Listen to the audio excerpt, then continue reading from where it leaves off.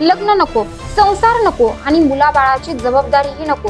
ऐकायला धक्कादायक वाटतंय ना, पण एका आंतरराष्ट्रीय अभ्यासानुसार 2030 पर्यंत तब्बल 45% तरुण महिला अविवाहित राहू शकतात.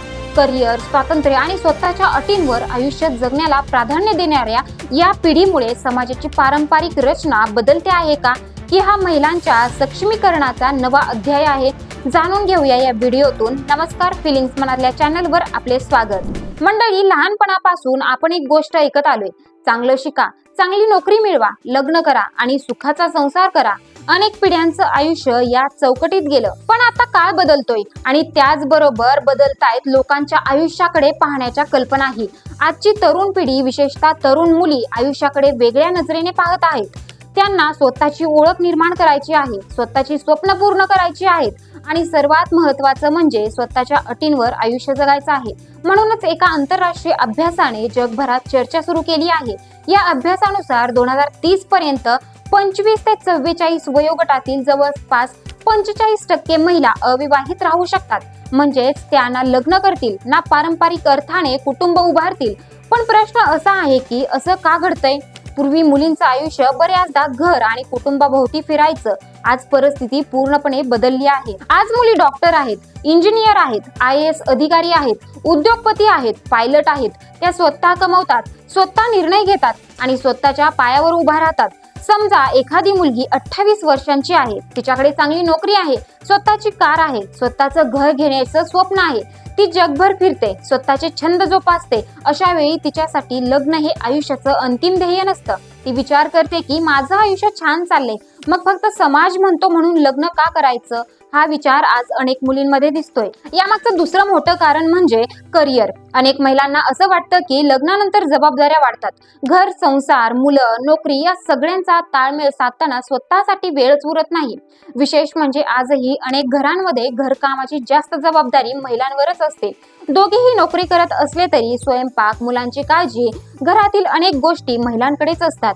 त्यामुळे काही मुलींना वाटतं की सध्या तरी सिंगल राहिलेलं सोपं असतं. तिसरं कारण म्हणजे योग्य जोडीदाराचा प्रश्न. पूर्वी लोक म्हणायचे लग्न झालं की प्रेम होईल, पण आजची पिढी म्हणते प्रेम असेल तरच लग्न करू. आजच्या मुलींना फक्त लग्न करायचं नाही तर योग्य व्यक्तीसोबत आयुष्य घालवायचं आहे. जर तसा जोडीदार मिळाला नाही तर त्या एकटं राहण्याचा पर्याय स्वीकारायला तयार आहेत. आजूबाजूला वाढणारे घटस्फोट, कौटुंबिक वाद, मानसिक तणाव आणि महिलांवरील अत्याचारांच्या घटना याचाही काही प्रमाणात परिणाम होत असल्याचं तज्ज्ञ सांगतात. पण याचा अर्थ असा नाही की प्रत्येक मुलगी लग्नाला विरोध करते. खरं तर अनेक मुली लग्न करू इच्छितात, पण त्या घाईत निर्णय घ्यायला तयार नाहीत. त्यांना समानता हवी आहे, आदर हवा आहे आणि नात्यात समजूतदारपणा हवा आहे. आता या बदलाचा समाजावर काय परिणाम होऊ शकतो हा प्रश्नही महत्त्वाचा आहे. जर लग्नाचं वय वाढत गेलं, मुलांची संख्या कमी होत गेली तर भविष्यात लोकसंख्येचा समतोल बिघडू शकतो. अनेक विकसित देश आज याच समस्येशी झुंज देत आहेत.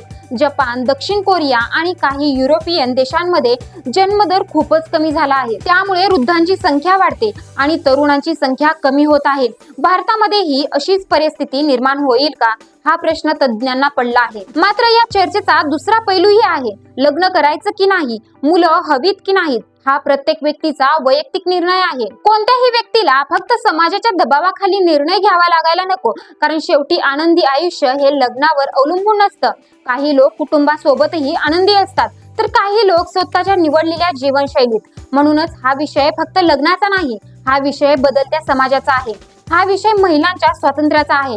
हा विषय कुटुंब व्यवस्थेच्या भविष्यातील स्वरूपाचा आहे आणि सर्वात महत्त्वाचं म्हणजे हा विषय आपल्या विचारसरणीत होत असलेल्या मोठ्या बदलाचा आहे. 2030 पर्यंत खरंच 45% महिला सिंगल राहतील की नाही हे भविष्यात समोर येईल.